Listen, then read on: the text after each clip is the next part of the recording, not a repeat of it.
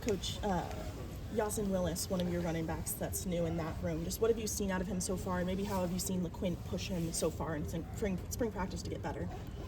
They work hard. I mean, Coach Nixon's a really good coach. He does a great job with running backs for a long time. So those guys are detailed. They work hard. They like to work hard. I like his size, actually. You know, being 6 foot, 6'1", he's about 225 pounds. You know, he's came here like 212. He lost body fat and he still gained weight. So, you know, he's doing a good job. But I think LeQuint pushes them all because LeQuint's a high motor, high energy guy.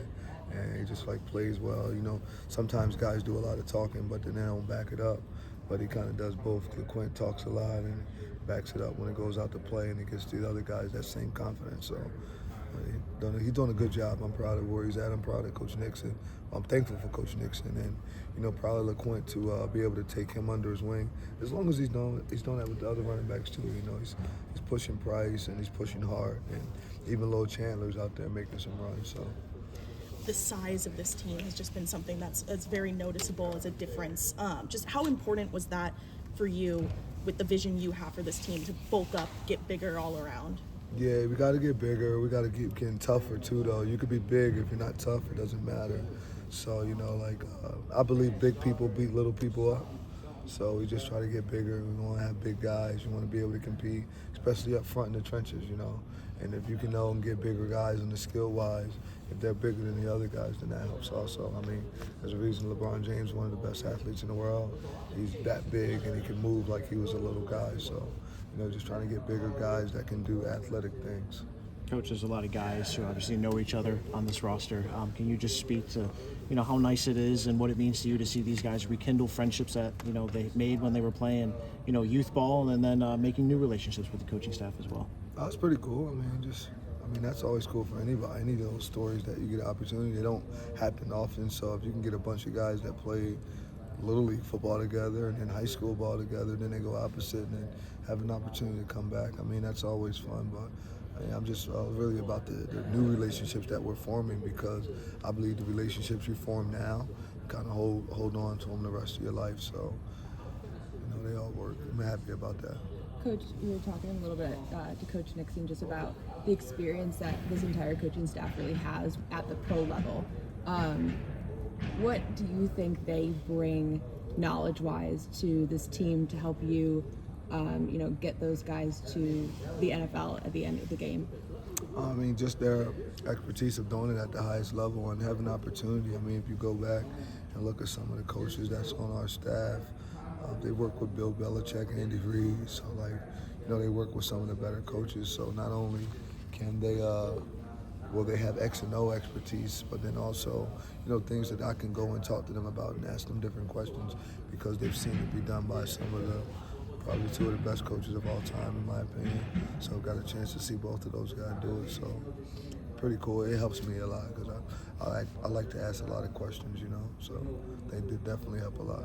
Coach, I know you can't speak specifically about recruits, but I just wanted to ask about your approach there. We saw about 40 to 50 recruits and their families here on Saturday, some commitments coming on. What's kind of your overall philosophy there in recruiting?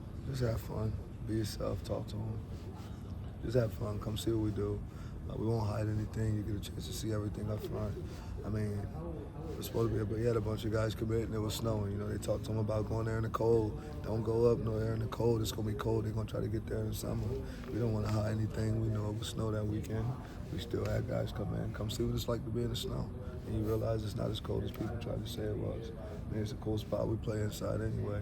Still get a chance to be outside. I mean, you'll see guys from Florida, Texas, all over the place out there, diving in the snow, having fun. I mean, when you're my age, you don't like the snow. When you're that age, it's pretty fun. You know, it's cool. So I mean, yeah, it's just pretty cool. You know, it's exciting. My approach to recruiting, same thing I told you from the beginning. It's just how we recruit you is how we're gonna coach you. How you see me coach out here, it's the way we recruit. So same piece.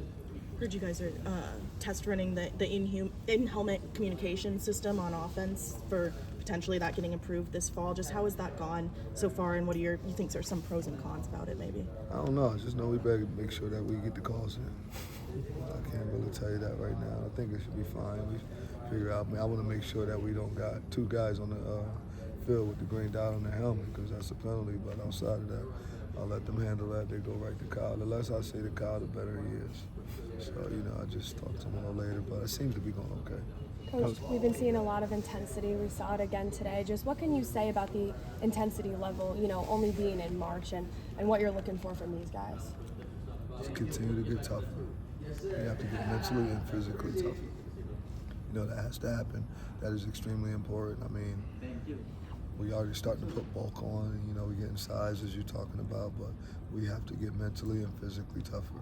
We have to continue to go, when adversity hits, and that's when I find out who we really are, so we need to get mentally and physically tougher so that we're ready for that moment of adversity and we're ready to go forward. Coach, back on Tuesday, you had a chance to talk to some Cuse alums over Zoom. What was that conversation like, talking with some former players? Just come home. I just want to see them all home, see them come back.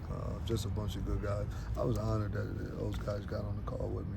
Just that many guys, alums, some of the great players that have played here, for them to come on and listen to me, talk to them, and just tell them I want to see them around. But it was pretty cool. It was an honor, to be honest with you. I was honored to see that many guys on the call from here. It was great.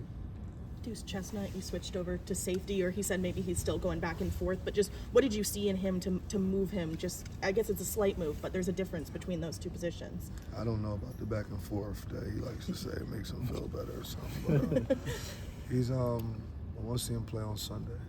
I think he already showed that he can cover. So him going back there to do that, I think it gives him a great opportunity. There's another kid from our neighborhood that I coach. He grew up under, named Sean Chandler, who was a corner early on when he was in college, and then he played for me at Temple. We got a chance to move him over to safety, and he just ended his 5th year in the National Football League.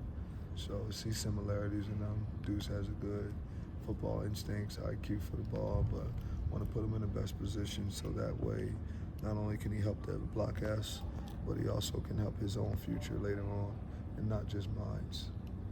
Last two for Coach. Coach, you talked about being tough. Outside in the snow, you're repping shorts and a hoodie. Do you kind of, lead by example with the mental and the physical toughness in that aspect? You have to understand it. And, really, your legs don't get that cold, to be honest. It's just the upper part of it. I forgot I still got my sweat jacket on underneath, so I was a little straight. But, yeah, your legs don't really get cold. And I always try to do everything to lead it first, If I'm going to tell them to do that, then I want to make sure that I'm out there and I'm doing it that way because they don't hear what you say, but they see what you do. They see exactly what you're doing, and that's what they got to do push-ups. Every hour my thing goes off for push-ups. But they got to, they listen to me, so I lead by example. Got 2 more sales. Coach, I saw you working with the offensive line today. What are some positives you're seeing from that group so far? We try to get tougher. Mentally and physically, just want to see them go. I just want to see how they work, see the things that they're doing. One of our coaches had to be out today. Had a family member pass away, so he happened to not be here. So our GA got a chance to step in place and be there. And I just wanted to see the players, and then also see how he ran the position group today. See what he done. I thought he did a good job. I thought those guys tried to work, so that was cool. What else we got? Thanks, Coach.